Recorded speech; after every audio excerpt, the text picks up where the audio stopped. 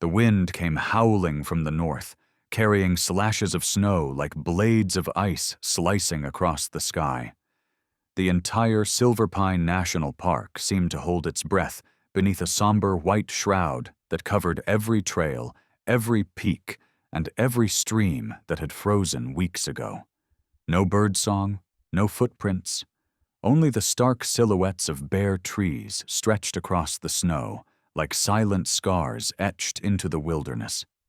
Winter in Silver Pine was not kind. It didn't simply test nature's resilience, it scoured the courage of those who dared survive it. And on that morning, a team was stepping straight into fate's cold hands. They were the Winter K-9 training unit, 5 German shepherds, each a veteran of military, police, or rescue service, none under 6 years old, none without a history of walking the line between life and death. Every step they took was sharp and deliberate, powerful, rhythmic, precise. Even the wind seemed to yield as they passed. Leading the pack was a larger dog, his thick coat a blend of ash and burnt gold, eyes gleaming amber like twin lanterns cutting through the frost-bitten haze. A faded scar ran down the left side of his neck, a mark that time couldn't erase. He never barked without purpose, never wasted a single step, and when he stopped, the entire team followed. His name was Storm. Storm had once served as a military K-9 in the Middle East. During a raid on an insurgent compound, he had thrown himself over a wounded soldier, shielding him from enemy fire. The scar from that day became a silent emblem of loyalty too deep for words. Since his retirement, Storm had grown distant from noisy places. He rejected strangers, refused commands from anyone except his former handler. But in the frozen forest, in the hush of snow-covered trails, Storm moved like he had finally returned to the place he belonged. The K-9 team pushed deeper into the eastern ridge of Silver Pine, where GPS signals faltered and compasses spun uselessly under heavy magnetic interference. Wind shrieked between jagged rocks. Snow buried every pine branch.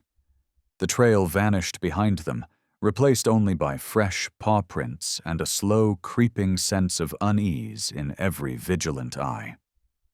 None of them knew that just a few hundred meters ahead, destiny was holding its breath, waiting for Storm to shatter the silence of the woods. At first, no one noticed. It was just a subtle turn of Storm's head to the right, toward a thicket of dark, thorny brush at the forest's edge. Then he stopped completely. 4 paws rooted in the snow, chest tense and swelling like he was preparing to charge a battlefield. Lieutenant Pearson, the lead trainer, opened his mouth to issue a redirection command.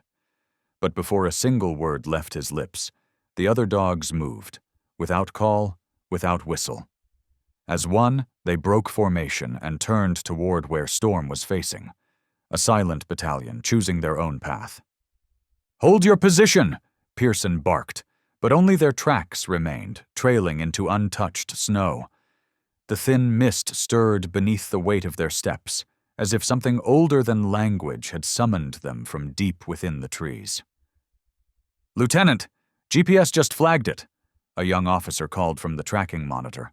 "They've moved 300 meters beyond the safe perimeter." Pearson's brow furrowed. Canine units sometimes sensed anomalies during exercises, but never had an entire team broken rank without command. His eyes locked on Storm, still at the front, ears high, gaze locked on something unseen, something only he could hear. Then Storm began to run. Not a playful run, not one driven by scent or curiosity. It was the run of an animal that had smelled death before and knew it was close. Pearson signaled 2 armed officers to follow with radios. "Stay with them. Don't let them cross into the white zone. Could be a predator, or—" He didn't finish the sentence, because deep down he already knew. Storm never moved without a reason. Beneath the leafless trees, the snow began to change color, faint stains spreading quietly, as if something had been there, something that had survived, or come heartbreakingly close to dying. And Storm was leading them right back to face it. Storm was the first to break through the brittle branches. One by one, the other shadows followed, silent, alert, but utterly unhesitating. The K9 unit came to a halt where the dense forest suddenly gave way to a clearing, frigid and still. The snow there was no longer untouched. It was disturbed, drag marks, erratic imprints, the scarring of a struggle. A body? Slumped against the base of an old pine tree was a young man, chained by thick steel links across his chest and wrists. His arms had been wrenched behind his back, the flesh swollen and torn. His face was pale, lips split and trembling, cheeks streaked with frozen blood caked into the snow like ash. Every breath he took seemed like a fight not to let go. Lucas Renard, Forest Ranger of Zone 7, missing for 3 days, without a trace. One of the chains bit deep into his wrist, so tight it had choked off the blood. The wound had blackened, crusted over. A few hours more, and death wouldn't have been a possibility. It would have been a certainty. His eyes were shut, but his chest still rose and fell in shallow rhythm, like a branch trembling before it snaps. Storm moved closer. No barking, no growl, no wagging tail, just a quiet approach, stopping just short of the man's reach. Ears pricked, eyes locked on Lucas's bruised and battered face. Storm didn't blink, as if he was standing guard not only over the man's fragile life, but over something deeper, something sacred. An officer stepped up, hand reaching toward the injured man. Storm gave a low growl, not aggressive, not hostile, just a warning. Soft, instinctive, absolute. Pearson arrived just in time, catching the officer's wrist. "Let him work," he said quietly. In that moment, in the hush of falling snow, a shaft of sunlight filtered through the trees, casting a fragile glow across Lucas's face. It caught in Storm's amber eyes, creating an image that felt almost sacred, like the forest itself had fallen silent to witness 2 souls at the edge, one nearly lost, and one who refused to let go. Storm lowered his head. Gently, he placed his muzzle against Lucas's arm. He didn't move, didn't press. He simply passed something between them. Warmth, strength, presence, something real enough that Lucas stirred. A flicker. Just one. A finger curled. Pearson froze. "He's alive! Get medevac! Now!" As the rescue team scrambled into motion, voices echoing through the trees, Storm didn't move. He remained there, steady and still, eyes never leaving Lucas, like a silent sentinel posted at the edge of life and death. The emergency radio crackled frantically against the silence of the snow. Lieutenant Pearson pressed the call button, his voice urgent but composed, the kind of composure only earned by those who've stood at the edge of life and death. "We have a critically injured male. Deep coma state. Stage 3 hypothermia. Location, Southeast Silver Pine. Coordinates 47.38. Identity confirmed. Forest Ranger Lucas Renard." There was a beat of silence from the dispatch center, just long enough to feel like the world held its breath. Then the reply came fast, clipped. "Nearest med point is the Central Ranger Station. Dispatching snowmobile unit and med team now. Keep the patient conscious if possible. Repeat, keep the patient conscious." But how do you keep someone conscious when their body has nearly frozen solid? Lucas was carefully laid on a makeshift rescue board. His snow-soaked layers were cut away, revealing swollen skin and bruised limbs. Pearson knelt down, ear to chest. The heart was still beating, but faintly. The breath was shallow, barely traceable, sometimes pausing so long it seemed to stop entirely. His face was pale, his brow faintly furrowed, as if every breath was a war between holding on and letting go. Storm still hadn't moved away. He walked beside the rescue board, eyes fixed on Lucas with unwavering intensity. Each time a tremor passed through the ranger's body, Storm edged closer, gently pressing his warm muzzle against the man's hand. A wordless connection. Silent. Steady. Irreplaceable. When the snowmobile team arrived, the sky had already begun to shed a fresh layer of snow. 2 paramedics, bundled in thermal gear, stepped down carrying oxygen kits, heat blankets, and warmed IV bags. A third figure followed. A veterinarian doctor. Claire Harlow. Not because the patient was an animal, but because once, after a battlefield deployment, she had cared for Storm. And she knew one thing for certain. Storm never gave up, not if there was still something left to save. "Heart's weak," Claire murmured, watching the vitals. "But he has a chance. We need to get him to the station now." The snowmobile surged forward through the blinding white, carving a sharp path across the frozen earth. Inside the transport bay, Lucas was connected to warmed IV drips, thermal pads pressed tightly to his chest. Storm remained beside him, unmoving, like a stone lion guarding a temple gate. Every time someone moved too quickly or raised their voice, Storm turned his head with a stare that warned, "Careful. This life is not yours to risk." Claire sat across from him, resting a hand gently on his head. "Good boy, Storm," she whispered, not expecting a reaction, just needing to remind herself that even in chaos, something steady still remained. When they reached the Central Ranger Station, a second emergency team was already waiting. The door swung open, wind howling into the cabin. Lucas, wrapped in thermal blankets, IV still running, was swiftly carried out. But to Storm, the scene unfolded in a different rhythm. Nothing moved too fast. Nothing mattered but the man. Even as the stretcher rolled toward the medical wing, Storm was the first to cross the steel threshold. No orders, no permission needed. Inside the infirmary, an industrial heater roared to life. The air began to warm, but it wasn't enough, not for the cold that had already seeped into Lucas's bloodstream. The monitor emitted a slow, sparse beep. Beep. Barely a heartbeat. Claire and 2 other medics worked quickly, warming blood, setting up oxygen flow, applying chest compressions to aid circulation.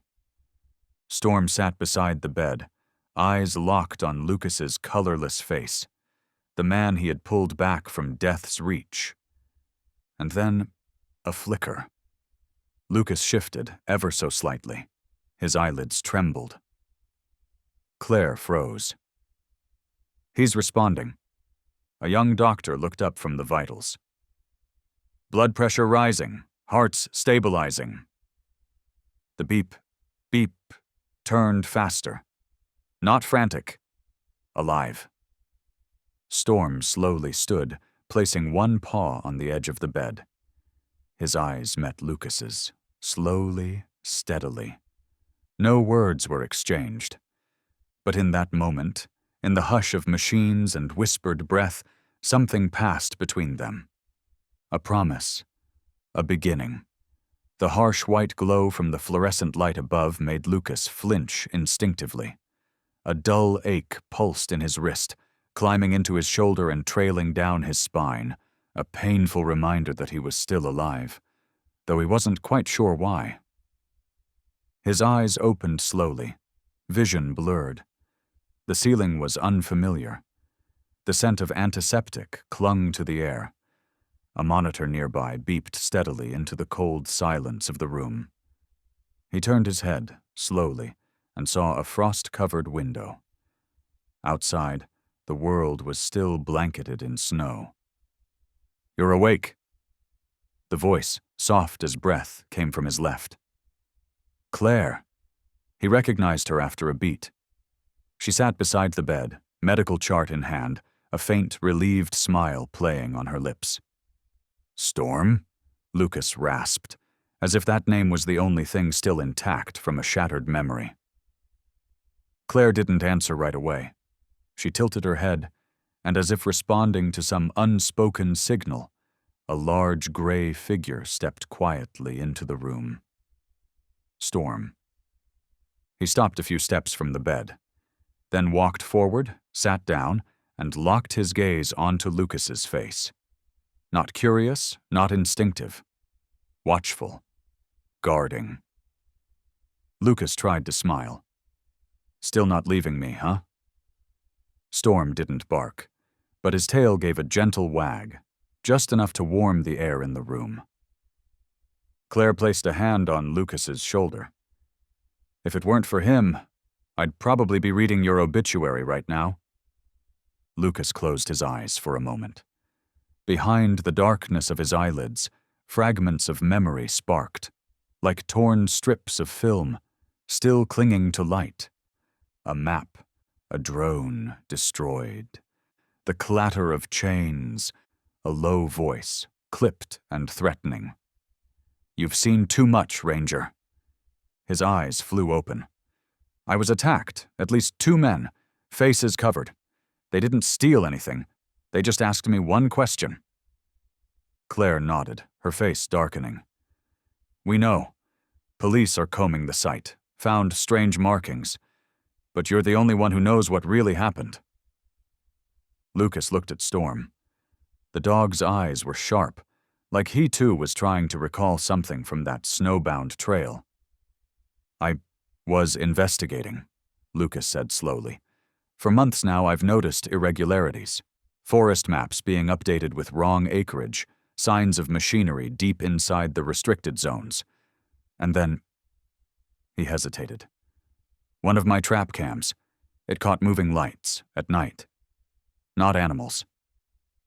Claire's brows furrowed. Did you report it? Lucas shook his head. I was still verifying, but I believe it's connected to illegal logging, drones, fuel residue, vehicles at night. Someone's using this forest for something we've never authorized. He clenched his hand, blood from old bandages seeping faintly through. And I think they left me there as a message, a warning, that if I kept going, I wouldn't see daylight again. The infirmary fell into silence. Storm still sat unmoving, a sentinel carved from stone. But you're alive, Claire said, and you're not alone anymore. Lucas reached out, his hand trembling, and placed it on Storm's head. The dog didn't resist. Instead, he lowered his head just slightly, for the first time. A gesture of acceptance. A beginning. Yes, Lucas whispered. I'm not alone, and we're not stopping here. 3 days later, Lucas could sit up without bracing himself. The wounds on his wrists hadn't fully healed, but the blood was flowing again. The doctors said his body was recovering faster than expected, not just because of physical strength, but because of willpower. But Lucas knew something else was driving him. Storm. From the moment he regained consciousness, the dog hadn't left his side for more than a few feet. Storm slept at the foot of the hospital bed at night, and during the day, he sat by the window like a sentinel, as if Lucas's survival had become the final mission etched into his warrior's instinct. No one at the ranger station complained. On the contrary, they left doors open for Storm to move freely from room to room. Though a dog, he carried himself like a seasoned officer, quiet, composed, and always alert. Only Lucas was allowed to touch his neck, where the long scar ran like a faded river of memory. One morning, before the sun rose, Lucas was stirred by the wind hissing through the window crack. Storm lay in the corner, eyes open, as though sleep was never truly necessary. Lucas spoke, his voice rough but calm. You don't trust anyone, do you? Storm didn't move. Just like me. Lucas shifted, pushing himself upright. Storm stood and padded slowly over to the bed. I used to think I knew this forest better than anyone. The paths of the deer, the scent before a storm, even the sound a tree makes when it falls in silence. but it turns out I didn't know anything at all." Storm sat down, his eyes catching the pale light of the first dawn since the blizzard. Lucas reached out, for the first time, without trembling. Storm lifted his head, and instead of flinching like he usually did with strangers, he leaned forward and rested it in Lucas's open palm. A minute passed. No nurses, no beeping machines, only the shared breath of two beings who had looked death in the face. Claire stepped in just then. She stood still for a moment, watching them, then gave a quiet nod. "I've never seen Storm like this with anyone," she said later. "Not even me, and I treated him after he left the military. He rejected every civilian training program.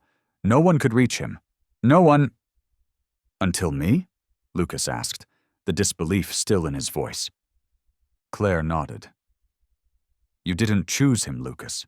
He chose you." Lucas fell silent. He knew too well what it felt like to be broken, to be betrayed by the very place you gave everything to protect. Storm knew that feeling too. Two souls, two scars, one across a wrist, the other down a neck. They weren't just wounds. They were fragments of the past that never fully healed. From that day on, Storm was no longer just a dog in the ranger station. He became something more, a silent companion walking alongside Lucas through every step of his recovery. When Lucas began training in the yard again, Storm trotted beside him. When Lucas studied forest maps, Storm sat nearby, as if reading too. When Lucas pored over old notes on illegal deforestation, Storm lay close, eyes open, listening. Once, Lucas tried standing up without calling him. Within seconds, Storm appeared at his side, like he'd read the thought before it formed. Lucas looked down and smiled softly. "I get it now," he whispered. "You don't belong to anyone. But if I ever lose my way, you'll lead me home." Storm looked up. He didn't bark, just held his gaze, deep, steady, unblinking, as if to say, "And if I fall, you won't leave me behind." 1 week after waking up, Lucas stood in silence before the old topographic map mounted on the wooden wall of the ranger station. His eyes traced the faded green lines printed in waterproof ink, where each patrol route bore a unique symbol: forgotten outposts, snow-covered camera traps, and winding paths still echoing the footsteps of him and his former team. But there was one area, the northeastern edge near the Misty Ridge, that pulled at his thoughts more than any other. He was the one who'd recommended closing off that region after a landslide had uprooted dozens of large trees in the aftermath of a storm. Yet ever since he returned, the more he studied the map, the more something felt wrong. Something had changed, and not in a way nature would allow. He stepped back, narrowed his eyes, and called softly, "Storm, come here." The dog padded over silently and sat at his side, head tilted slightly, as if also studying the lines and symbols with suspicion. Lucas bent down, opened the filing drawer, and pulled out the original map, archived from the year before. The difference was immediate. A small section near the base of the ridge had been altered. A trail now marked Biological Restoration Access had been added. The line was faint, jagged, and broke standard formatting. The ink color didn't match. Lucas said nothing. He simply reached into his pocket, pulled out a red marker, and circled the altered section. Then he slashed through the trail label with a firm stroke. They're hiding something here. Memories from before the attack began to trickle back, not in a flood, but drop by drop, like water tracing over cold stone. He remembered a night when the scent of gasoline had drifted faintly through the air, not strong enough to set off alarms, but too foreign for a place without vehicle access. Then, for 3 consecutive nights, his wildlife trap cams had gone dark. No signal, no footage. The moon was dim, the forest unnaturally quiet. At the time, he thought it was a technical glitch. Now those fragments were beginning to form links, and one by one, they were falling into place. Lucas opened the bottom drawer. A worn, leather-bound notebook emerged, the edges curled, the pages yellowed by moisture. He flipped to the first page. A line of handwritten text, thin but precise, stared back at him. Strange mechanical sounds. Approximately 2:17 a.m. Direction: north-northeast. Possible drone or recon device. He turned to the next. Unidentified boot prints, large military-grade tread. Not from ranger staff, steady gait, equal stride. Possibly 2 individuals, highly trained. His finger hovered over the final phrase. He underlined the words highly trained. His pulse slowed. Not locals, not amateur loggers. Whoever had attacked him might have been mercenaries or former soldiers contracted to do someone else's dirty work in Silverpine. He looked at Storm. "You saw it too, didn't you? They're not amateurs." Storm didn't react, just held his gaze with that steady, silent calm that needed no words to agree. That afternoon, for the first time since being rescued, Lucas left the ranger station. A lightweight pack hung from his shoulders, carrying only what mattered, the investigation notebook and a small action camera. Storm walked beside him. No leash, no commands. 2 sets of footprints, man and dog, pressed into the fresh snow that had fallen overnight, carving a path into a part of the forest his own colleagues had once warned. Never go back. When they reached the red-circled zone on the map, Lucas stopped. Before them stood a dense barrier of pine trees, almost too evenly spaced, as if arranged to obstruct. The snow here was deeper, the air colder, the woods completely still.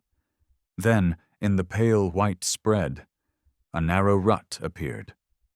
Not long, not deep, but just enough to say something heavy had been dragged through here. Recently. Storm lowered his body, nose sweeping close to the ground. He circled once, then again, then gave a sharp, clipped growl. Short, tight. A signal! Lucas raised the camera and began taking photos of the drag marks, of a small shard of metal glinting beneath a crust of ice, and of a torn gray fabric caught on a low branch. Then Storm froze. Lucas looked up in the direction the dog was staring. Through the mist, barely visible between the skeletal trees, loomed a small hut. No lights, no sound, just a shape in the grayness. Out of place, like it didn't belong to this forest at all. Lucas stepped back, fingers tightening around the strap of his pack. "We found it." Storm barked once, short, crisp, not from excitement. A confirmation, or a warning. The game had begun. Lucas sat alone in the old map archive room of the ranger station, the soft yellow glow of a desk lamp casting shadows across the worn wooden table. Spread before him were topographic maps from the past 3 years, layer upon layer of the forest's memory. Every mark, every symbol, a scar carved into the living skin of Silverpine. He was comparing the maps year by year, and what he found sent a chill down his spine, colder than the blizzards outside. The northeastern forest, where he and Storm had found those strange drag marks, was slowly vanishing from the official records. In the first map, the area was marked as Biological Restoration Zone, an administrative term used to describe temporary closures for post-wildfire or landslide recovery. But the next year, it had been renamed Inactive Buffer Zone, a vague, bureaucratic non-category. And by the current year, it had disappeared completely. No patrol designation, no ranger assignment, as if it had never existed. Lucas frowned, fingers tracing the top corner of the map where the approval signatures usually sat. The previous years had been signed by either the head ranger or the deputy sheriff. But this year, the signature was blurred, clearly scanned, edited, manipulated. He stood, pulled out an internal use map from the station's drawer, the kind not publicly distributed. There, in the northeastern quadrant, still stood a hexagonal icon. Observation Post, number. Mundram. A name rose instantly in his mind. Evan Colburn. Evan had been Lucas's academy classmate back in Wyoming, a principled man. Quiet, capable, and deeply devoted to nature. After graduation, Evan had been stationed at Post 3, tasked with monitoring biodiversity and documenting rare wildlife sightings. Lucas hadn't heard from him in nearly a year. At first, he assumed Evan had taken extended leave or had been transferred. But now that the observation post had been erased from the maps and the surrounding area had become the epicenter of strange activity, that silence felt like an alarm bell. He returned to the desk, logged into the administrative system, and typed the postcode, SP-OBS3. The system lagged. Data fragments loaded slowly. But then, a single line appeared. Station SPOBS3. Status inactive. Reason: lack of operational budget, voluntary personnel resignation. Date of approval: August 22nd. Authorized by Heron, Deputy Sheriff Heron. Lucas clenched the keyboard. Evan was never the type to voluntarily resign. He'd once said, "If I ever leave this forest, it means I'm dead." So if the resignation wasn't signed by Evan, who did? Lucas printed the full report and headed straight to the physical records room, where all original signed documents were kept. He rifled through the August files until he found it. Evan's supposed resignation notice. But the signature at the bottom, it wasn't his. The strokes were wrong. The B in Colburn didn't have the long tail Evan always added, a small quirk he'd never outgrown from their academy days. Forged. Someone had signed in Evan's name.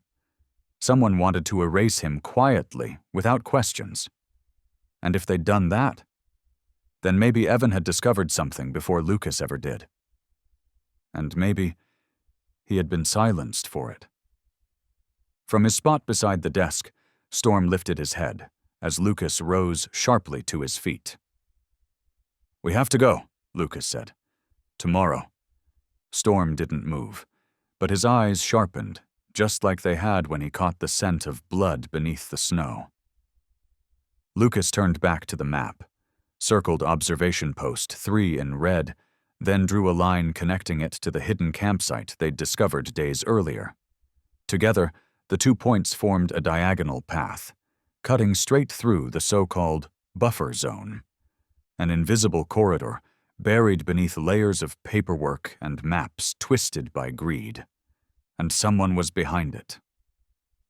Lucas whispered, more to himself than anyone else, "Evan, if you're still alive, I'll find you. And if you're not, I'll make sure they tremble when they speak your name." The night wind slipped through the cracked window of the ranger station. Moonlight, dimmed by drifting clouds, cast a pale reflection across the worn wooden floor where Storm lay curled, head resting on his front paws, eyes open and watchful. Lucas couldn't sleep.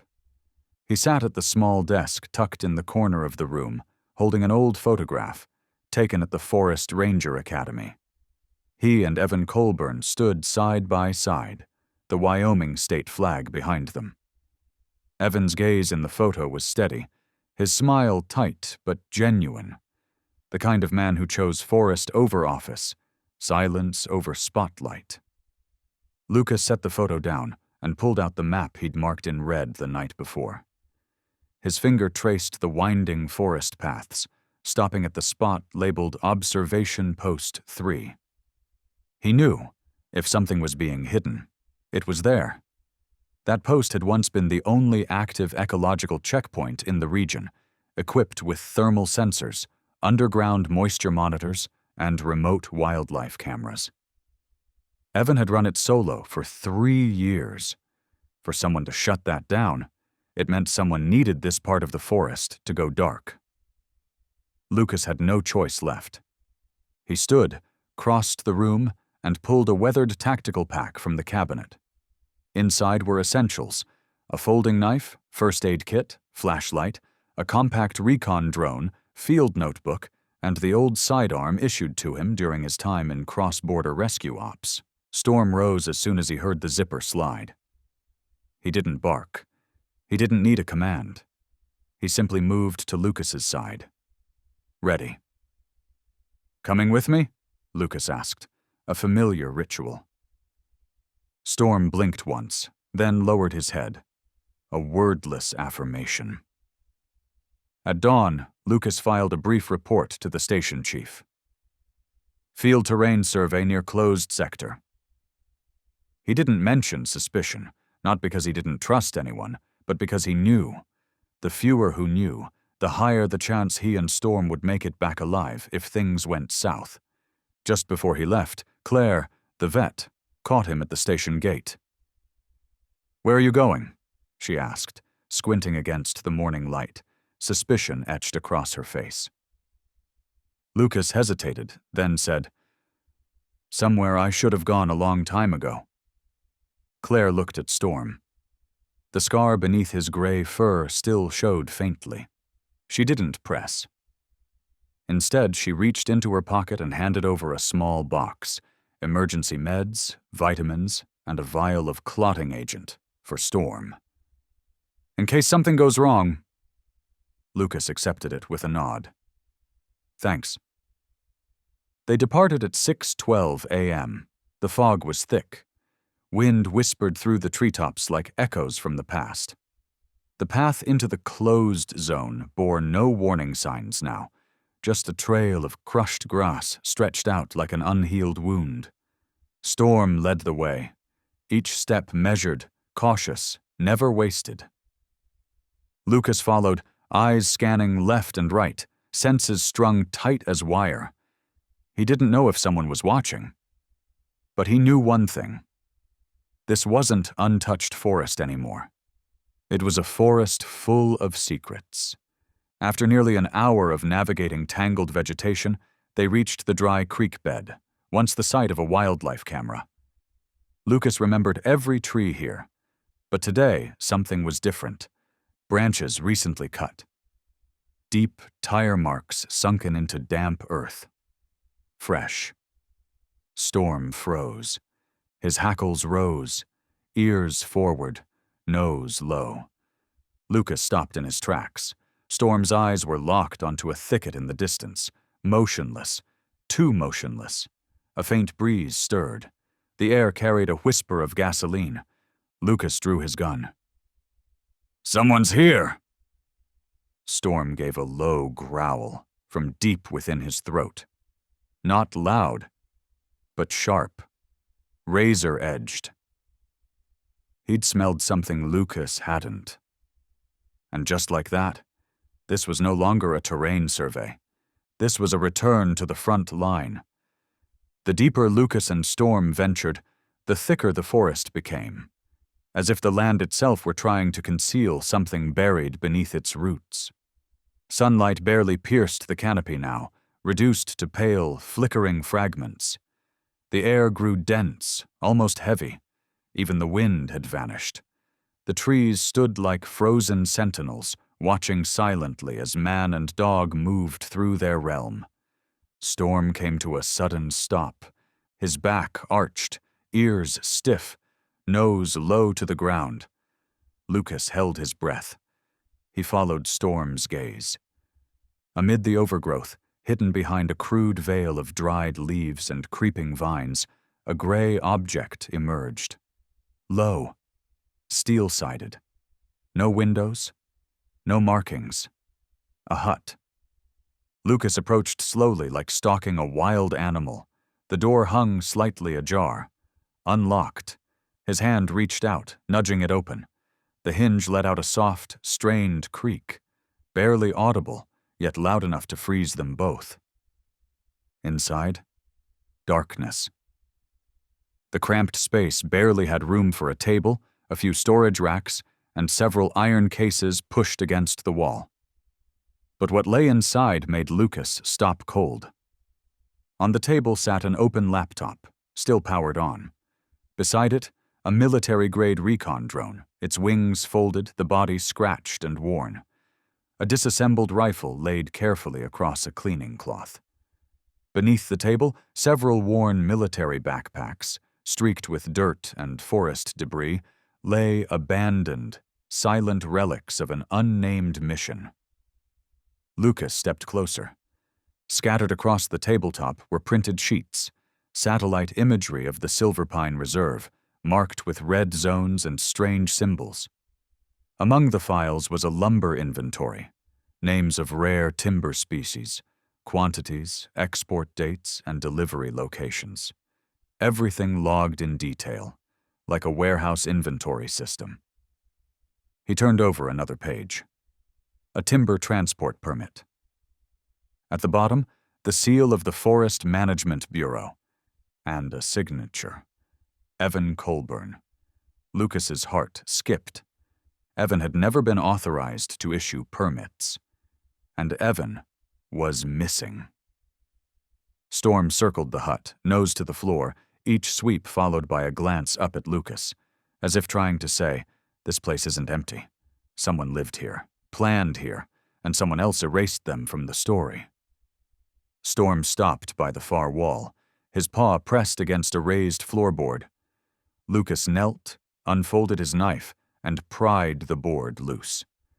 Beneath it was a shallow cavity, and inside a black metal box. Still, heavy, silent. He opened it. Inside were memory cards, several USB drives, and a leather-bound journal. Lucas opened the first page. The handwriting was unmistakable, tilted, steady, familiar. It was Evan's. Each page held precise notes on drones flying at night, on unmarked trucks arriving before dawn, on the sound of chainsaws echoing from forbidden ground, notes on falsified maps, on permits that shouldn't exist, and on a man, powerful, high-ranking within the Ranger Command, who might be behind it all. Lucas shut the journal and slipped it into his pack. Storm hadn't moved. He sat by the door, gaze fixed on the darkness beyond the threshold. He didn't speak, and Lucas didn't ask, because they both understood. This wasn't an abandoned hut. It was a command center, a link in a long-planned chain of crimes, a nerve point in an operation built under the very forest Lucas had once sworn to protect. And here, right here, was the fuse that would ignite everything to come. Lucas was carefully packing the last of the documents when Storm let out a low growl. Not the kind meant for strangers. This one was deeper, sharper, like the scent of danger had just pierced the bark and slipped inside the cabin. Lucas froze, looked up. Storm stood still as stone, his body rigid, tail low, ears fixed on a spot near the base of the wall. His eyes locked on a dark slit between two steel panels, something so small it could have been missed. Lucas crouched, aiming his flashlight at it. A faint red dot flickered behind a patch of dried leaves, barely visible, fading in and out. A sensor, not the kind used for wildlife research. This was a low-range motion alarm, built to detect movement within a 3-meter radius, just enough to register someone entering, lingering, or getting too close to the hub. Lucas's heart missed a beat. They'd been detected. It didn't matter how long they'd been inside. One ping, 10 minutes ago or 10 seconds, was enough to alert whoever ran this place. And if he was right, they were already on their way. He sprang to his feet, threw the pack over his shoulder, eyes darting to Storm. "Let's move." Storm didn't need a second order. He shot out of the hut like a gray shadow. Lucas followed, each footfall thudding through the forest floor like an alarm in his ears. The woods were no longer shelter. They were now the battlefield. They'd covered less than 100 meters when Storm halted. His body stiffened. The wind shifted, and with it came the scent of gasoline and human sweat. Scent that did not belong to the forest. Lucas pressed against a tree trunk, slowing his breath. Then he heard it, faint at first. Twigs breaking under boots, not one person, multiple. And they weren't trying to be quiet. He glanced at Storm. The dog was growling low again, warning in his throat. He turned to Lucas, eyes glowing in the underbrush. They weren't going back the way they came. That path was cut off. Lucas motioned right. They moved in an arc, curving through a sloped ridge, hoping to find a back route across the dry creek and back toward the station. But the forest here was thick. Fallen trees blocked the trail, the ground slick and sunken with mud. Behind them, the footsteps grew louder. Closer. No doubt now. They were being hunted. Lucas drew his sidearm, flicked off the safety. He had no more than 6 rounds, not enough to win, but maybe enough to break through, if luck was on their side. A branch cracked behind him. Lucas froze. Storm spun with a snarl. 2 shadows lunged from the right. One had a weapon raised. Lucas didn't hesitate. His finger tightened. The first shot ripped through the silence. The armed figure dropped. Whether hit or not, he didn't get up.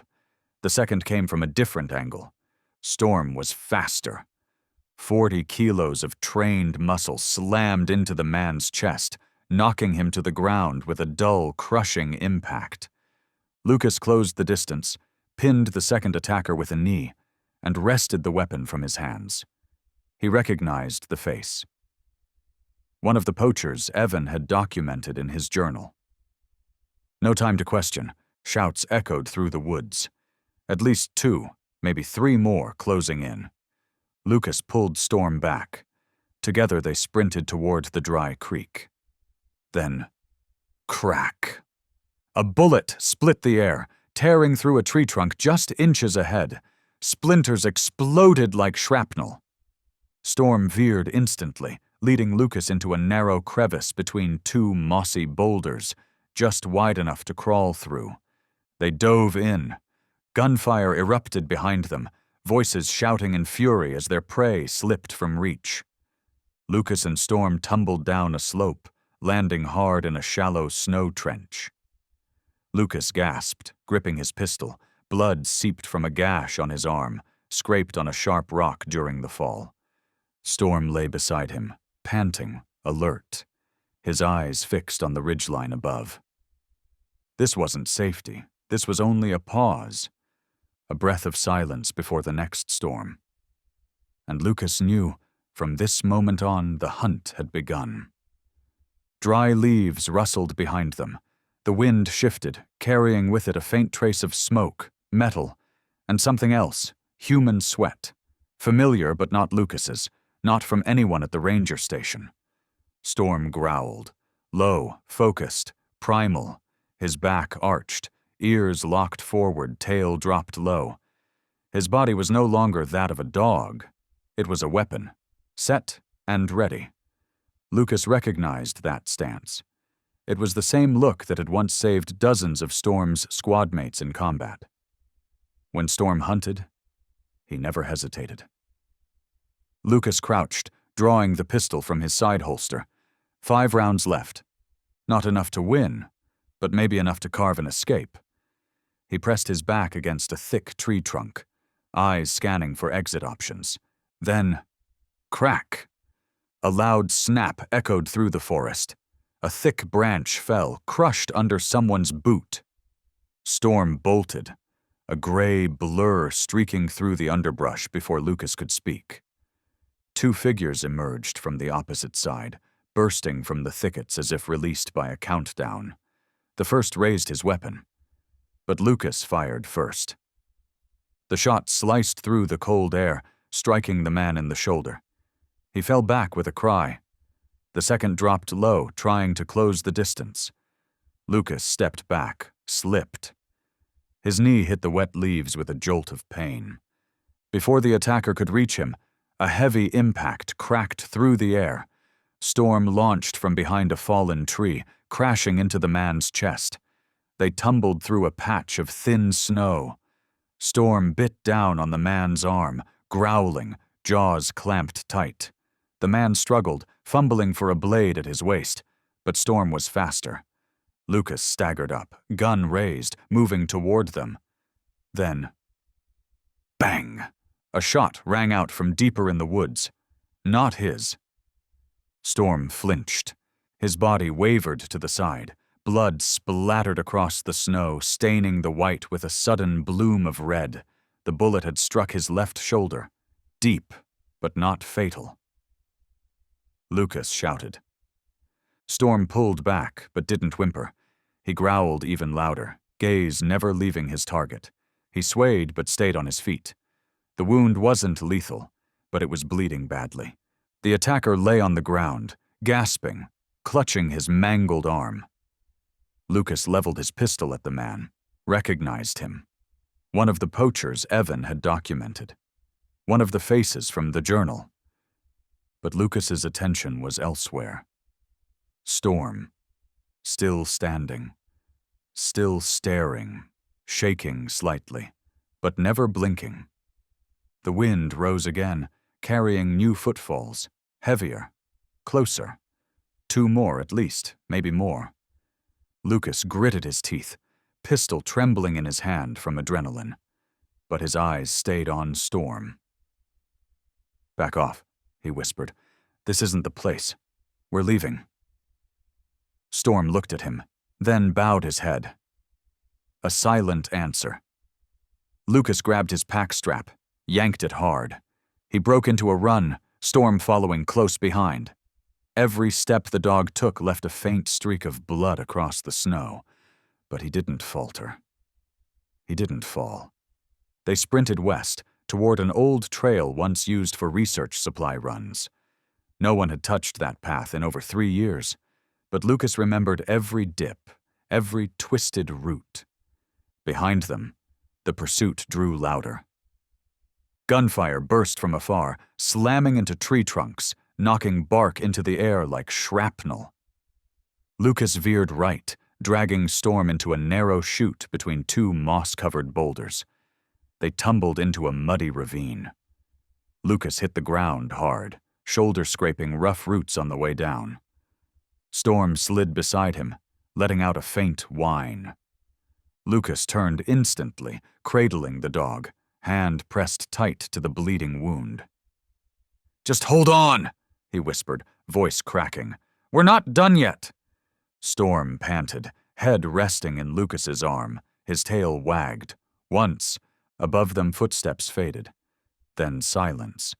They had lost the trail, at least for now.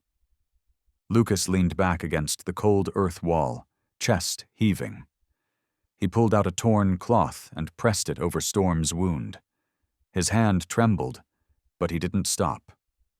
In the distance, the forest dimmed. The last light of day filtered through the canopy as dusk settled over the woods. The first clash was over, and it left a warning written in blood. The night wind began to sweep down the mountain slopes, dragging with it a chill that cut through skin and bone. Lucas sat close against the earthen wall, his jacket now draped over Storm's body. The dog lay beside him, breathing heavily, his left shoulder soaked in blood despite the makeshift bandage. Lucas didn't dare close his eyes.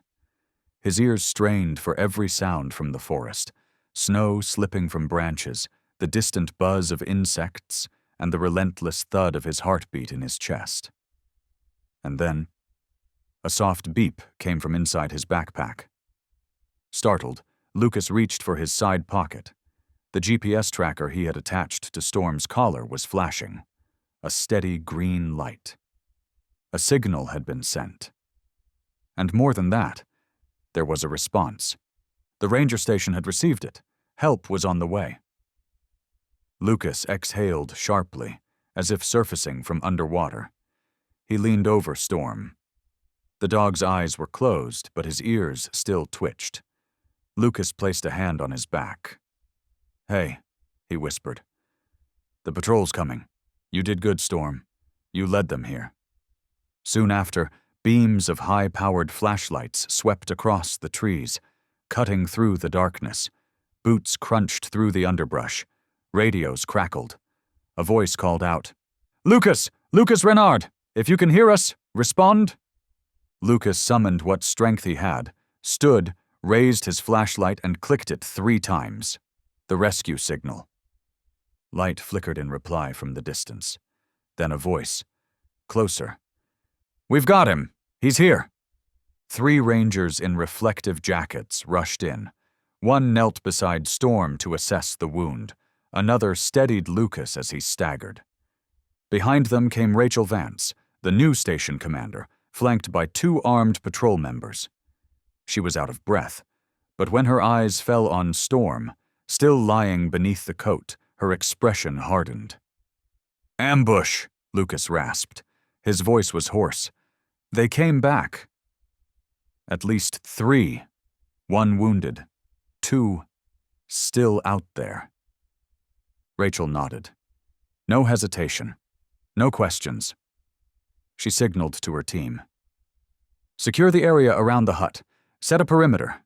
Take them alive if possible." 2 rangers broke off in the direction Lucas indicated. Weapons ready, lights cutting through the forest. Meanwhile, another ranger began administering first aid to Storm. The bleeding was controlled. The pulse, still strong. A glancing shot, soft tissue only. No bones shattered, no major vessels hit. Lucas dropped to the ground, his back against the cold earth. Sweat clung to his spine. He looked over and saw Storm crack one eye open. The dog nudged his muzzle against Lucas's hand. A soft gesture. No words needed. He understands, Lucas thought. "He knows we made it," a voice shouted from deep in the woods. Then another. Footsteps. Moments later, 2 rangers emerged, escorting a man in restraints, mud-caked, jacket torn, limping, one of the attackers. Now reduced to fear as he met the rescue team's gaze. Another was captured near the dry creek, caught trying to tamper with the emergency radio beacon. Too late. They hadn't escaped.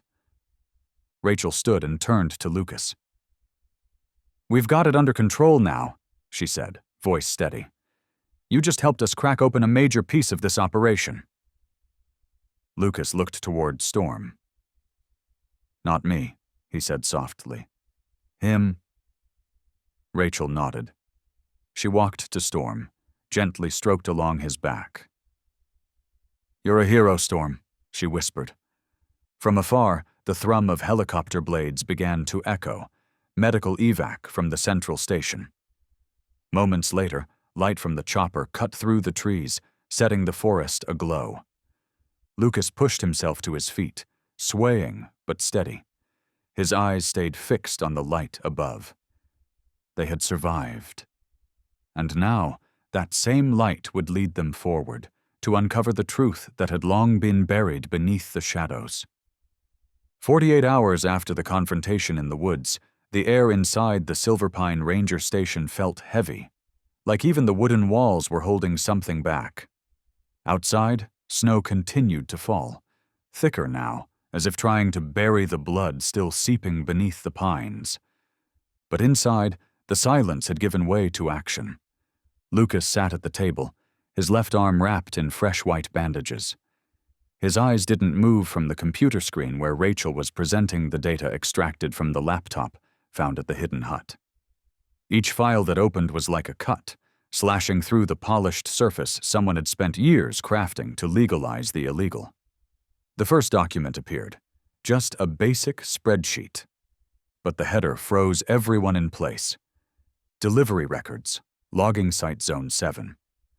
Below it, lists of tree species, cutting dates, shipment locations, transport trucks, crate numbers, and inspection codes, all stamped with valid identifiers issued by the Wyoming State Forest Management Bureau. The problem was, Zone 7 had been designated a strict conservation area 3 years ago. "These are forged?" Lucas asked. Rachel shook her head and pulled up a PDF. It was a scan of an official permit, signature, QR code, government seal. Everything checked out. Then she pointed to the fine print. "Issued by recommendation. Heron D., Deputy Sheriff." Lucas stared at the name.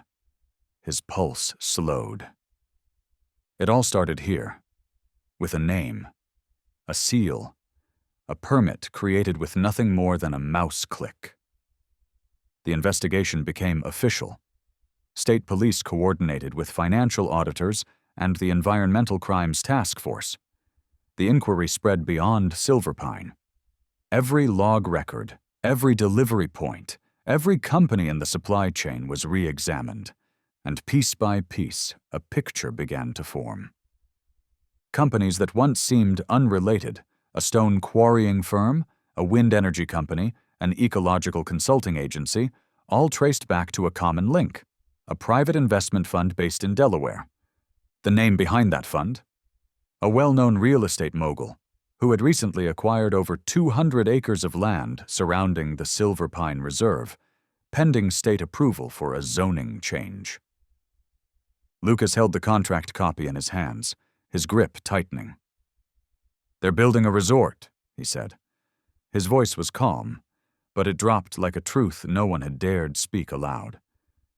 "They clear the forest, sell the timber, launder the profits through shell companies, and to make sure no one finds out, they pull strings from the inside." Another set of documents painted the picture more clearly: manipulated personnel files, rangers reassigned without explanation, observation stations shut down quietly. Post 3, where Evan once worked, was the first link removed. Evan had found something, and Evan disappeared. Rachel turned the screen toward Lucas. "You need to hear this." She played an audio file. There was static, then a low, familiar voice came through. Slow. Measured. "Don't let him find the observation post. As for the paperwork, say the funding was cut. Everything's already signed." Lucas didn't need to hear the rest. That voice. Heron. Deputy Sheriff Heron, the man who once had his back on joint patrols, the man who toasted his promotion as North Sector lead, the man who used to call him the last guardian of the forest, and the same man who had signed off on Evan's erasure from the system. Rachel stopped the recording, her eyes locked on Lucas. "We can't keep this quiet," she said. "The state's getting involved. This network isn't just one man. It includes people in the resource office, political donors, and some of them—" She paused. "Used to wear the same uniform as us." Lucas said nothing. He just sat there, still and silent, like the forest outside, where the wind still blew and the snow still fell. But beneath it, the roots were splintering. Then he stood. "Then this time," he said, eyes fixed on the window, where Storm lay resting on the porch, stitches across his shoulder, "we're not just going after forged paperwork." He drew a slow breath. "We're bringing the light down to its roots." That morning, the Silverpine Ranger Station was silent, not for lack of people, but because everyone was waiting. News of the failed ambush in the forest, the documents retrieved, and the audio pulled from the laptop at the hidden hut. It had all been reported to the state government office. An internal investigation had begun, and the first name on the list was Heron Douglas, deputy sheriff of the county. But he hadn't stepped down. Lucas stood by the wooden hallway, eyes fixed on the parking lot, where a familiar gray SUV had just pulled in. The door opened slowly. Heron stepped out, still in full ranger uniform, the gold badge on his shoulder dulled by years of snow and rain. His face didn't change. No urgency, no defensiveness, only silence heavy with meaning, followed each step. Storm lay resting on the porch. As Heron approached, the dog lifted his head. No bark, no growl, but his eyes narrowed, sharp as a blade freshly honed. Lucas moved forward, blocking the steps. "Heron!" Heron looked at him. His gaze was steady, but devoid of the warmth that once defined their years working side by side. What remained felt more like endurance. "Heard you walked through hell," Heron said, voice low. Lucas nodded slightly. "And I'm still in it." A faint smile tugged at Heron's mouth, cold and thin. "Hell has layers, Lucas. Not all of them burn. Some are just quiet." Lucas locked eyes with him. "Where's Evan?" Heron paused, half a second, then stepped up one more rung. "I don't know what you're talking about." "There are papers with your name, authorizations with your signature, an audio file. I sign hundreds of documents a week." "And among them," Lucas said, voice tightening, "are permits to cut protected forest, approvals to rezone conservation land, orders to shut down Observation Post 3. They all lead back to one place." Heron said nothing. He stood there, eye to eye with Lucas, neither denying nor flinching. "Everyone has to choose a side, Lucas," Heron finally said. His tone was calm, almost instructional. "You think I did this for money? Number, I did it for reality, because I know preserving everything won't save the forest. But if we sell a piece, plan it right, we get funds, infrastructure. We get a chance to protect what's left." "With destruction and deception?" Lucas asked. "With survival in a world where there are no heroes," Heron replied. "Only survivors. And the forgotten." A long silence followed. Wind whistled down from the mountains, rattling the wooden walls, brushing thin snow off the porch. Lucas's voice dropped. "I trusted you. You were the one who pulled me back up after my first shift nearly killed me. And now you stand here, still trying to make it all sound justified." Heron didn't answer. He looked at Storm, still unmoving. The dog's stare bore through him like it could see marrow. Then he looked back at Lucas. "You think you'll change anything?" Heron asked, voice flat. "You have your evidence, and you think that'll bring down the system? The ones funding this? You think they'll tear down the machine for one missing ranger and a few felled trees? You're naive, Lucas. You still don't understand the game." "I'm not playing your game," Lucas replied softly. "I'm just turning on the light over what you've tried to bury." Behind Heron, the office door opened. A state investigator stepped outside. "Heron Douglas," he said clearly. "You're requested to cooperate with the investigation. Please come with us." Heron looked at Lucas one last time. He didn't argue. He didn't lash out. He said nothing. But as he stepped past Storm, his eyes dropped, just slightly.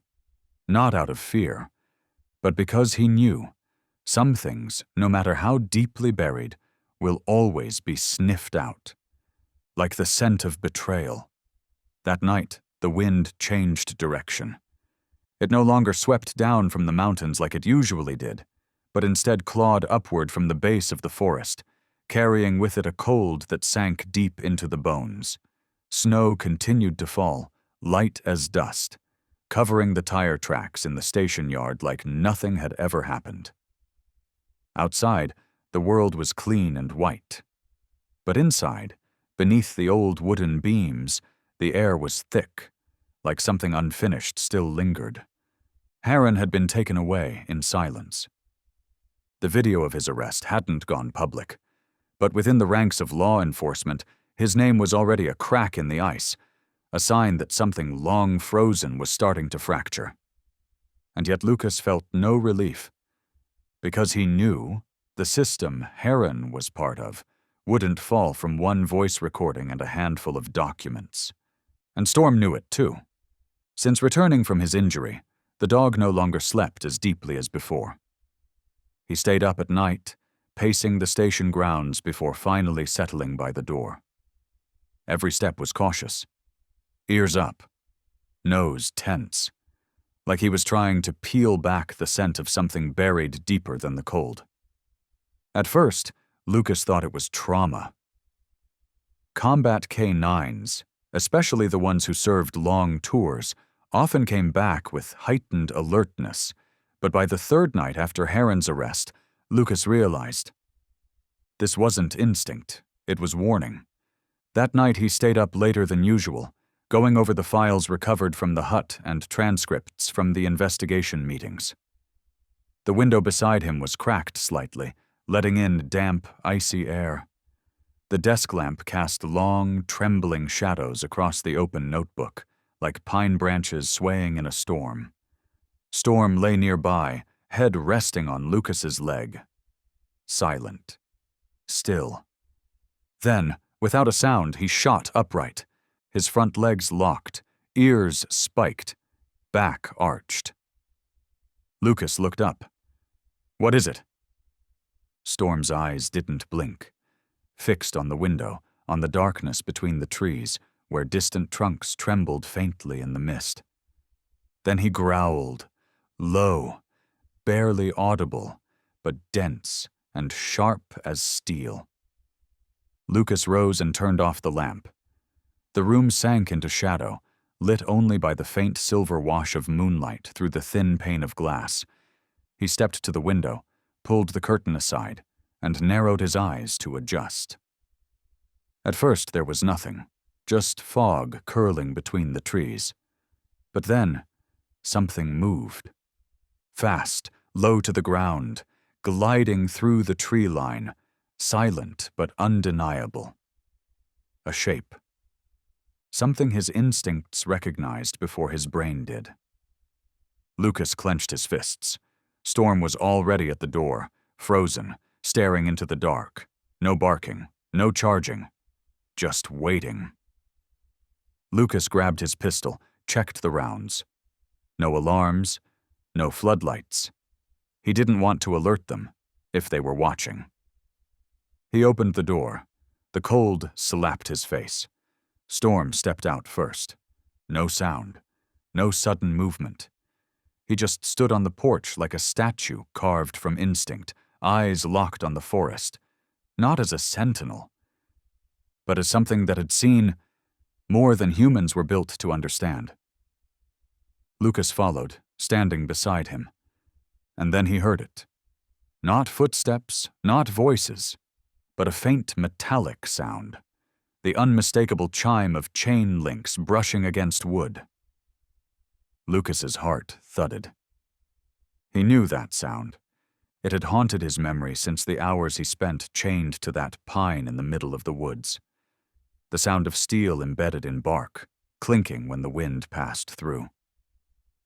But here, there was no tree with a chain, no wind strong enough to make metal sing. Someone was reminding him. Storm stepped back once, then looked up, directly at the second-story window of the ranger station. No one stayed there. No light was ever turned on there. Lucas followed his gaze. Nothing. But he knew. This silence wasn't the end. It was the retreat of a wave before the black tide returned. 3 days after the attempted break-in, the snow turned to sleet. Not the gentle flakes that usually fell quietly over Silverpine, but thick, heavy sheets, wet and smothering. The entire ranger station vanished under a blanket of ice. The whole forest looked buried beneath a frozen quilt. Rachel ordered patrols to be limited, consolidating personnel and resources back to the main station. After the explosive findings, securing both people and data became the highest priority. Reports of the illegal logging operation had been submitted to the state. Several arrests had been made, others suspended.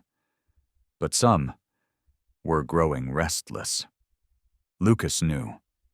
The tighter you squeeze, the more dangerous what remains in the shadows becomes. Cornered men don't plan to win. They bite back, just to take everyone down with them. That night, wind howled so hard the windows rattled in their frames. The station turned off its lights early, partly to conserve backup power, mostly out of habit, survival instinct. Lucas stayed awake. Storm didn't have to. He hadn't slept deeply since the ambush. Near midnight, while Lucas was finalizing a report, the power went out. No warning, no surge, just darkness. He stood, checked the breaker. No sparks, no burnt circuits. The backup generator still had fuel, but there was no sound from the engine room. He turned, about to step into the hallway, when Storm shot to his feet. No growl, just motion, ears up, eyes locked on the rear door, the one that led to the supply shed and the vehicle yard. Then, a soft click, like a latch being drawn, or a steel door slipping open.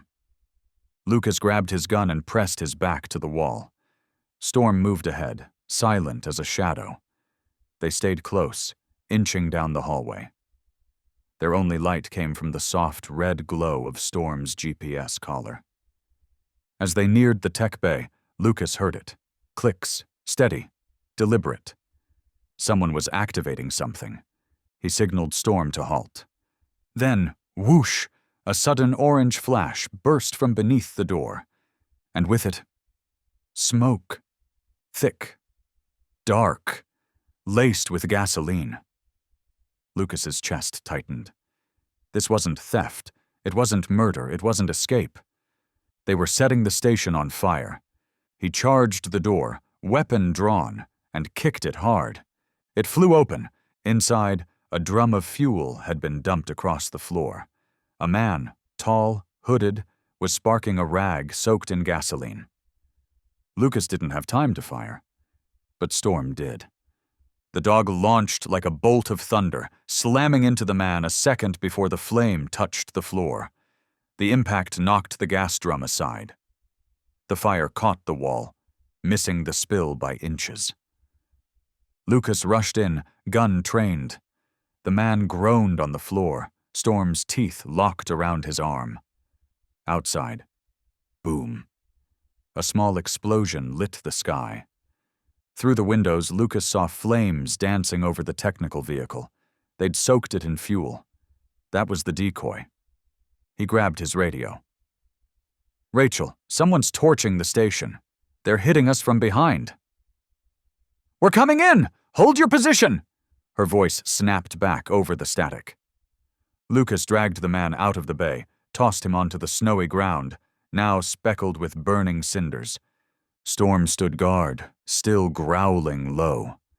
In the distance, flashlight beams swept through the trees.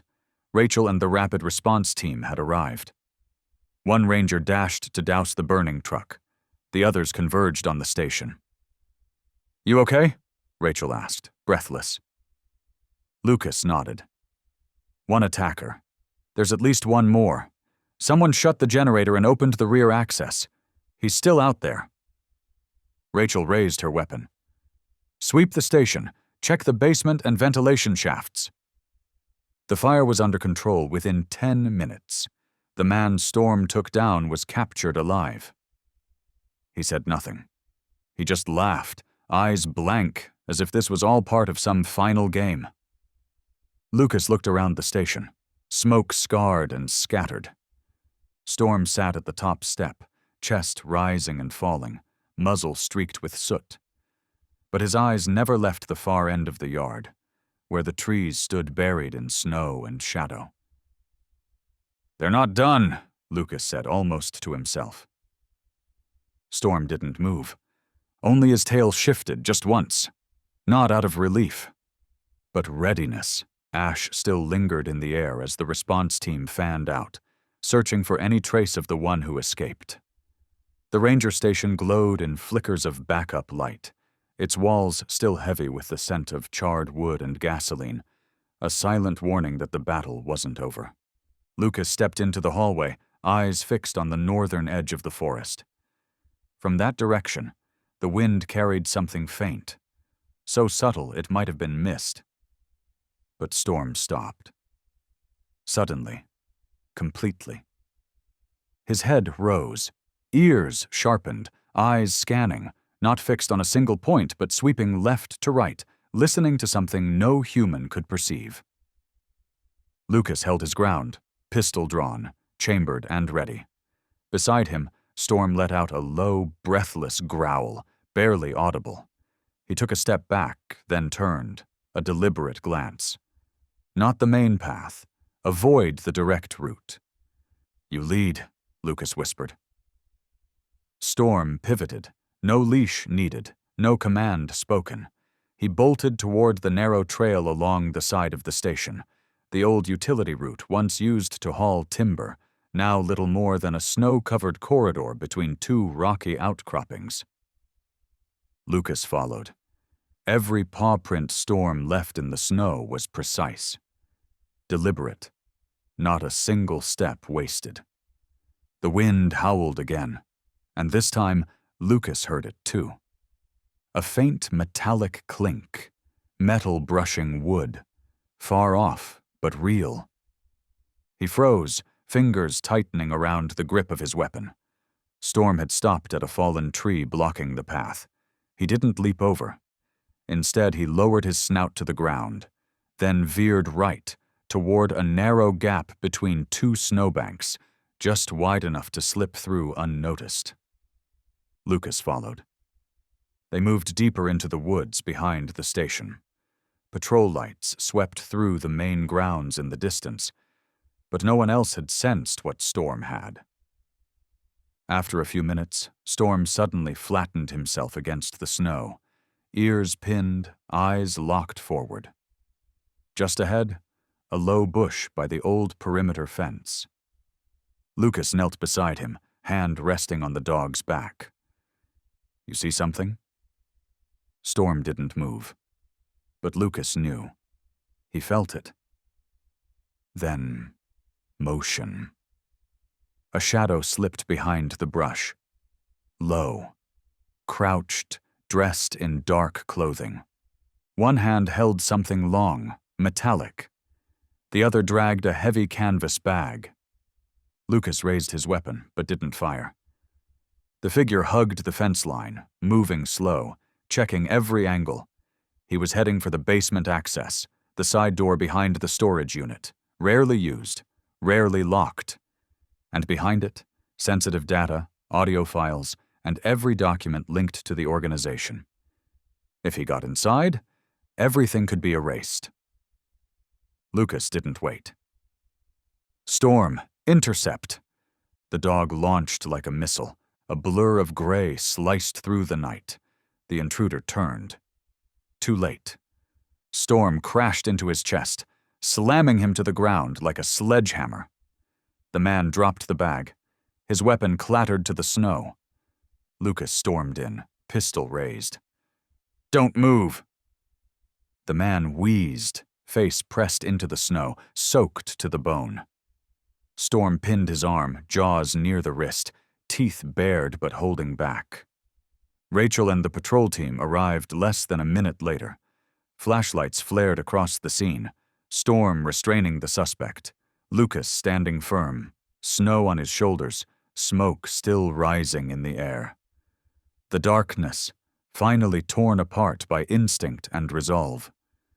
After the suspect was cuffed and taken from the scene, Lucas walked back to Storm. The dog looked up at him, no wag, no praise needed, just a nod. And once again, he had been right. Lucas knelt, hand resting gently on the dog's back. "If it weren't for you, they might have won this time." Storm didn't look at him. His gaze remained fixed on the forest beyond, where the night still lingered. And Lucas understood. In that silence, Storm had heard what no one else could. Once more, it was him. The quiet survivor of silent wars, who had stopped the final flame before darkness could consume it all. The scent of ash still hung in the air when the last responders dispersed into the woods, chasing the trail of the one who got away. The ranger station flickered under backup lights, Burned wood and gasoline lingered in the walls, like a warning that this wasn't over. Lucas stood in the hallway, eyes locked on the northern tree line. From that direction the wind had gone still. No more snow, no more noise, just silence so deep he could hear his own heartbeat, and Storm's slow, heavy breathing beside him. Then Storm growled. But it wasn't the low warning from before, it was sharper, urgent, a sound of alarm. And at that same moment, a gunshot cracked through the air, from the tool shed, where the patrol had just cleared, less than 5 minutes ago. Lucas spun. "Storm!" The dog bolted before the command left his lips. Lucas followed, gun drawn. They tore through the snow, past the corridor between the two cabins, rounding toward the side yard. And there he was. Mark Howie, dressed in black, face hidden beneath a hood, shotgun in hand, old, battered, but deadly. He wore a twisted grin, the kind of smile that comes from knowing you've already lost and don't care anymore. "Well, well, Ranger," Mark hissed through clenched teeth. "Thought taking down Heron meant it was over?" Lucas didn't answer. His eyes never left the muzzle of the shotgun. "You don't understand anything," Mark sneered. "We're not just selling lumber. You think this is about profit?" He took a step forward. "You ever hear about the land buried during the war? About the deals the state made with its donors? You think trees are the only thing growing out here?" Lucas moved slowly, recalculating the distance. "I don't care what you're hiding beneath the ground," he said coldly. "I just know the forest's not a place to bury your secrets." Mark chuckled dryly. "Then maybe it's the place we bury you." He squeezed the trigger, but the blast didn't come from him. Storm struck first. A gray bolt of fury burst through the darkness, crashing into Mark's chest, but Mark had anticipated it. In that split second, he jerked the barrel downward and fired. The gunshot split the night. Storm was thrown backward, his body slamming into the snow, sliding, motionless. "Storm!" Lucas screamed. He fired. The bullet ripped through Mark's left shoulder. The man howled, staggering back. But he didn't fall. Snarling like a wounded animal, he yanked a combat knife from his belt and lunged. They collided in the snow, grappling in a blur of fists, blood, and breath. Lucas blocked the first stab with both hands. Pain exploded across his palms. Mark was stronger, wilder, his eyes bloodshot with desperation. Lucas twisted, knocking the blade away, driving his fist into Mark's jaw, once, twice. Still, Mark clawed upward. Lucas grabbed the nearby pistol, lifted it, and stopped. The barrel hovered just inches from Mark's chest.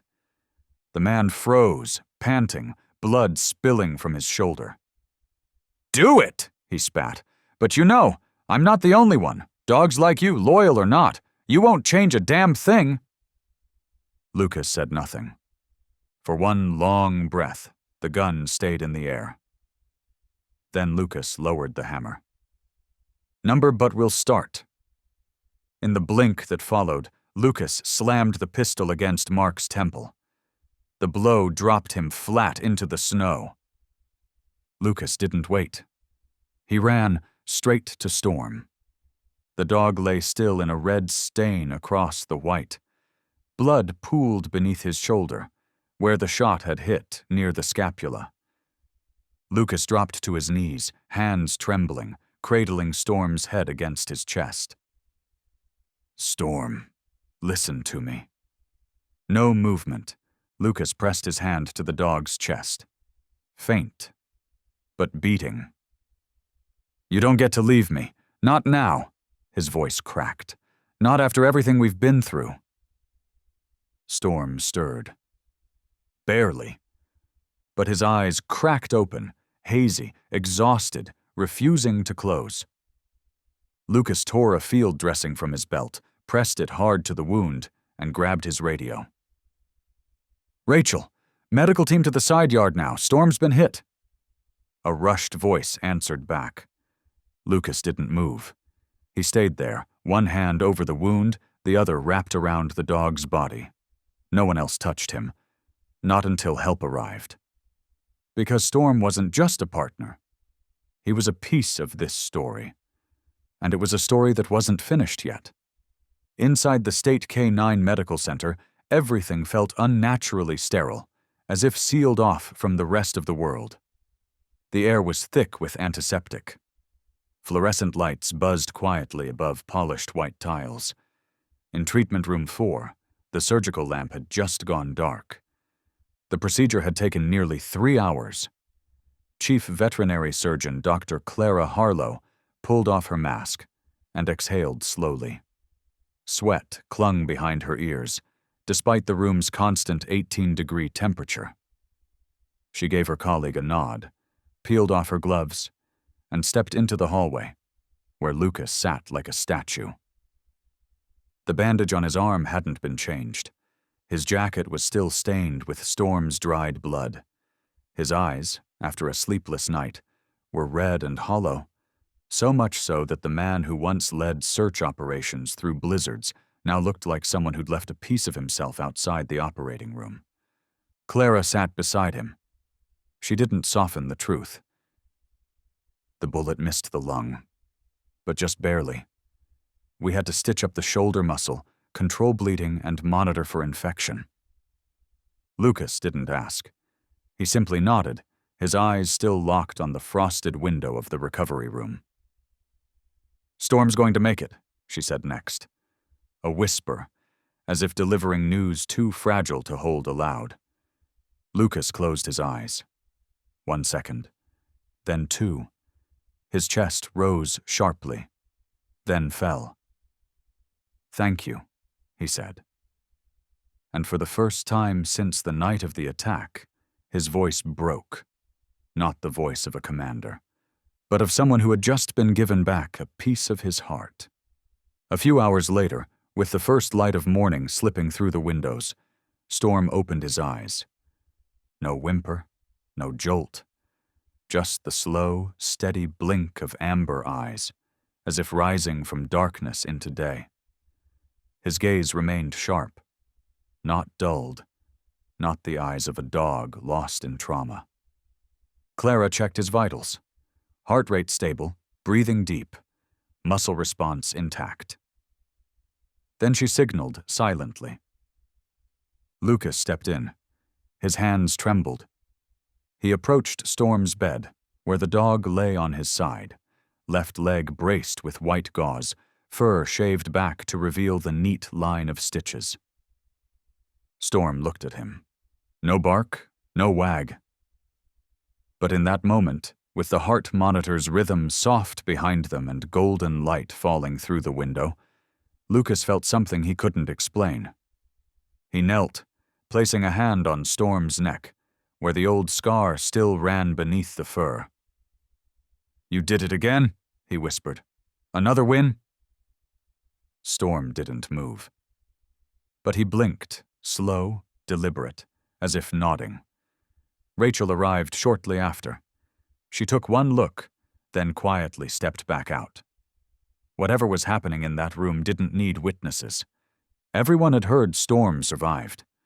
But seeing it, seeing him awake, seeing Lucas whisper something only they could understand, made it real. Some battles in the forest weren't fought with bullets and blood. They were fought with something that couldn't be trained, couldn't be named, couldn't be replaced. Lucas stayed with Storm that entire morning. He told him everything. That Mark Howie had been taken into custody, that the data was safe, that the observation posts were being restored, and that they still had work to do.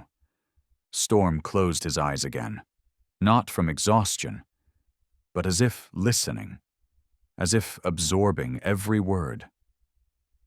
"Get some rest," Lucas said, placing a hand gently on his brow. "We've got a forest to protect." Storm didn't reply, but his breathing grew steadier. Outside, the snow had begun to melt. The story first began to spread from a simple post on the Wyoming State Forestry Department's internal board. A single sentence, attached to a photo of Storm resting after surgery. "This dog led us into the forest, saved a ranger from death, and stood on the edge of life to guard the woods from betrayal." No one expected what followed. Within 6 hours, the post had gone viral, thousands of shares, tens of thousands of comments. Then came the press. National television picked up the story. Local stations launched special coverage. Storm, guardian of Silverpine, that's what they called him, a title no one gave. It simply emerged, born from gratitude. A short video clip captured by a patrol team's helmet cam showed Lucas kneeling in the snow, his hands soaked in blood, cradling Storm beneath sweeping beams of flashlight as he called for help. No music, no narration, just a man holding his dog, in desperation and in hope. A week later, CNN sent a reporter to the K9 Center for an interview. Lucas declined. But Storm couldn't escape the spotlight. Photos were taken of him walking slowly through the white hallways, one front leg still wrapped in bandages, his eyes clear, steady, as if nothing had ever happened. "He doesn't need the spotlight," Lucas told one journalist. "He just needs to know the forest is still breathing." People called it a kind of loyalty that couldn't be bought. Children sent handwritten letters. An 8-year-old girl from Florida drew a picture of Storm standing among red and gold trees beneath a sky full of sun. The drawing was pinned to the wall of the recovery room, right next to Storm's bed. High school students wrote to request seminars on forest rangers and environmental protection, inspired by Storm and the Silverpine case. A state senator called for a full review of all forest land contracts signed in the last 3 years. As for Lucas, he stayed at the station. He declined a commendation, turned down offers to speak on live television. "I'm not a hero," he said.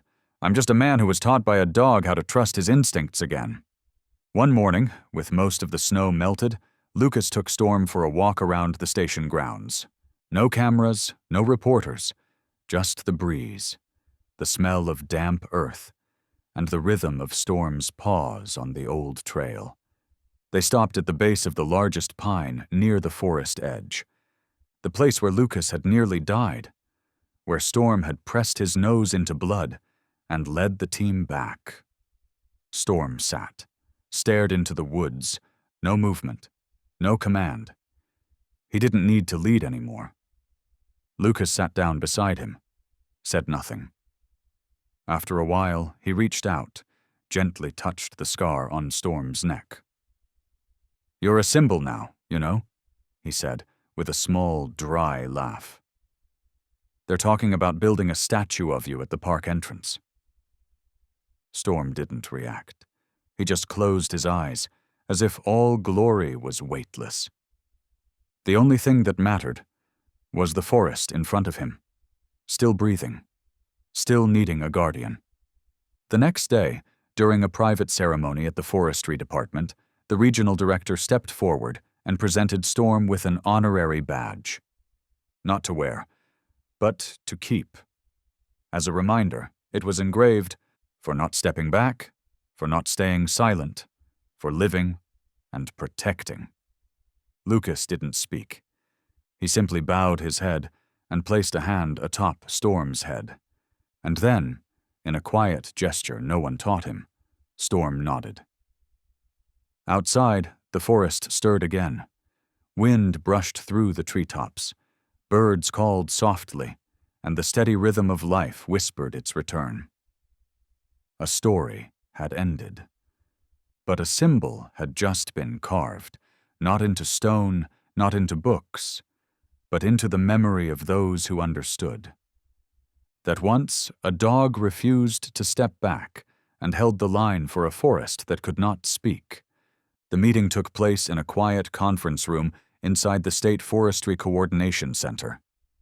On the table lay a thick folder, its title stamped in bold, "Proposal, Establishment of K9 Task Force, Echo Unit." Lucas sat at the head of the table. The suit he wore might have been the same one from his Ranger Academy graduation. It didn't quite fit anymore. But that didn't matter. Across from him were high-ranking officials from the Department of Natural Resources, senior patrol supervisors, and a few unfamiliar faces. But their eyes told him everything. They'd read the reports, seen the footage, understood what a dog had done when it led a rescue operation. And now they wanted to turn it into a system. "We'd like you to consider a leadership role," one of them said, "overseeing statewide canine development, your own office, dedicated budget. You wouldn't need to be in the field anymore." Lucas didn't answer right away. He glanced out the window, where, far on the lawn, Storm sat beside a new trainer. The dog was motionless, watching a group of younger dogs run training drills. His gaze was sharp, but quiet, as if waiting to see where Lucas would go next. Lucas turned back, tapping his finger lightly on the table. "I won't sit behind a desk," he said calmly. A brief silence followed. "I don't want to manage, I want to lead." Eyes shifted across the room. "We understand," someone began, "but without you at Central Command, coordinating across the state becomes—" "I don't want the whole state," Lucas interrupted. He pulled a thinner folder from his pocket, clearly marked and tabbed. He laid it on the table. "I just need one sector, Silver Pine and the 3 adjacent zones. I've drafted a proposal, K9 Unit Echo, small scale, mobile, independent, field-focused, direct response to illegal logging, poaching, underground activity. I lead it, and Storm comes back." "You want that dog back in the field?" One man raised an eyebrow. Lucas looked straight at him. He never left. The room went quiet again. Someone looked back through the report. Another leaned toward a colleague and whispered, "He passed his physical." 90% recovered. Technically, he qualifies. "In practice," Lucas added, "no one qualifies more." When the meeting ended, Lucas stepped into the hallway. The door clicked shut behind him, but he already knew. The proposal would go through. Not because of media pressure, not because he was persuasive, but because Storm had done what no system ever could. He made people believe in instinct. 1 month later, at the quiet launch of K9 Unit Echo, there was no press, no stage, no medals. Just Lucas, in field gear, standing to the side with a hand on Storm's back as their unit name echoed from the loudspeaker. A small badge was placed into Lucas's hand. It read, "Unit Echo, not to chase tracks, but to lead the way." Storm sat beside him, silent as always. But this time his eyes weren't fixed on the forest. They looked straight at Lucas, as if to say, "I'm ready, and I chose right." Lucas knelt beside him and whispered, "Let's go. Someone out there needs us again."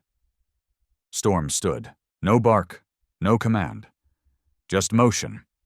Forward. From then on, people started whispering about Echo Unit, a quiet task force, no headlines, no show. They appeared when rangers sent distress calls, and vanished once the job was done. Whenever there were signs of ecological violation, the first voice over the radio was always Lucas, and the first print in the mud was Storm's. People began to say, "It doesn't matter who you call. If Storm shows up, there's still hope for the forest." And Lucas, once a man saved by a dog beneath a frozen pine, had become the leader of something new. Not for revenge, not for glory, but to keep a promise, to a forest that still needed guardians, and to a dog who had crossed the line between life and death, and kept walking beside him ever since.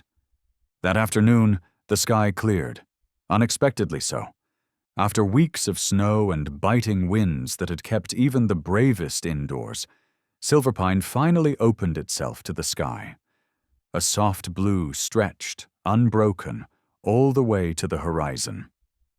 The sun leaned westward, casting golden light down the northern ridge, where wild grass lay pressed flat and patches of snow shimmered like silver scales on the back of a slumbering beast. Storm stood on that ridge. No one led him there. No commands had been given. No one followed.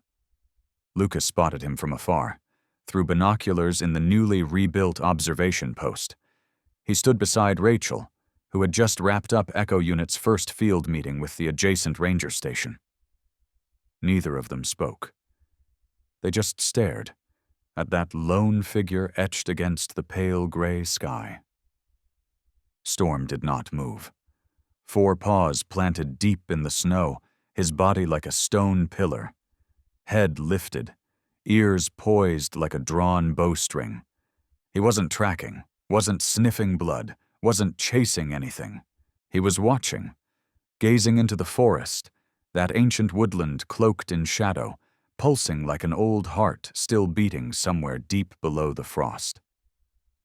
Wind swept up from the valley, tugging at the snow caught in Storm's thick coat, making him look like something out of myth, timeless, ageless, born only to guard. Lucas exhaled, eyes fixed to the lens. "He knows," he murmured. Rachel nodded. She didn't ask. "Knows what?" She didn't need to. Storm knew the forest wasn't safe yet, knew that beyond all that had been uncovered, the arrests, the sealed roads, the exposed plans, some hands remained hidden. Some intentions still lingered. It wasn't suspicion. It was instinct. Storm was never meant to be a symbol, but a dog who had fought, fallen, risen, and now stood between the wild and the world was no longer just an animal. He was vigilance, unyielding, unresting. Lucas lowered the binoculars. He knew Storm wouldn't leave that ridge until the sun disappeared. He was always the last to stand down. Not because he had to, because he chose to. Lucas remembered the first time they met, the day Storm led the winter training unit into the forest and found him tied up, dying, frozen under snow and pine. Storm hadn't barked, hadn't called for help. He had just sat there, watching, as if waiting for Lucas to decide whether he wanted to live. And now, Storm sat the same way, but this time, for the forest. Rachel turned to him, her voice low. "Storm's not just guarding the forest, Lucas. He's reminding us how fragile beauty really is." Lucas said nothing. He only nodded. The sun dropped toward the horizon. The snow on the ridge faded into pale orange. Storm's shadow stretched long, across frozen grass and brittle roots, a dog's shadow, straight, unbroken, unshaken. And only when the last light vanished behind the trees did Storm finally turn. No rush, no hesitation. He walked down the ridge, leaving deep prints in the snow, prints the wind would soon erase. But in the forest's memory, they would remain. The story of a warrior, one without armor, without weapons, without words. Only the will to stand in the right place, at the right time, and never turn his back on what he chose to protect. 1 month after Storm returned to duty, the forest of Silverpine had begun to change. Old markers were rebuilt, observation stations upgraded, and the trails, once used by timber smugglers, were now marked with the footprints of rangers, interns, and sometimes the locals themselves.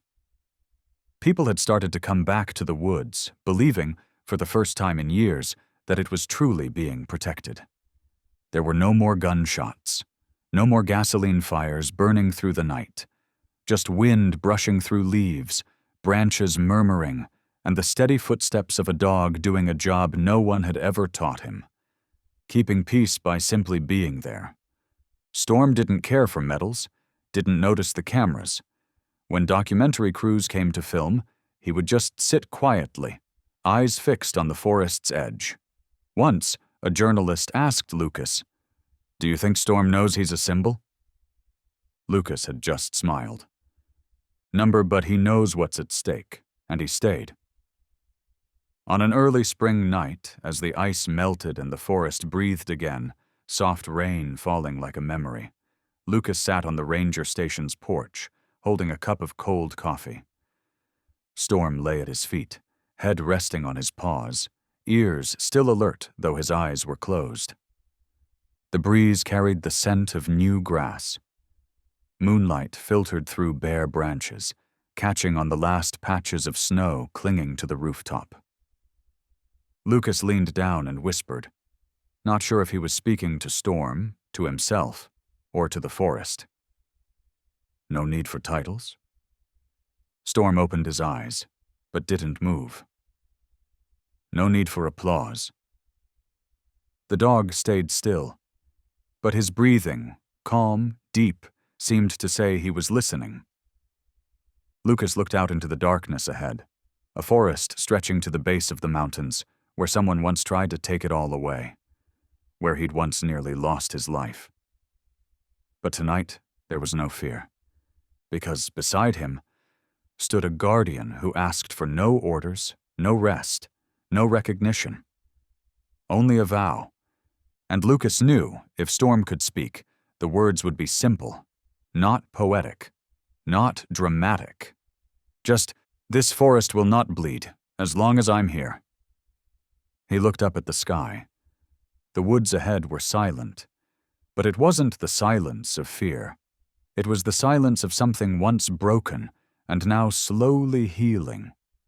Bit by bit, under the watch of a creature who made no promises to the world, except that he would never back down. No need for a reason, no need for reward. Just this: wherever there is threat of harm, Storm will be standing in front of it. And the next morning, the first tracks on the Eastern Trail were the same as always. One man, one dog, walking ahead, just like every other day. Not for glory, not for memory, but for a vow they never had to speak aloud. Somewhere deep in the forest, where no one may see, but where the only thing that ever truly mattered still survives: faith.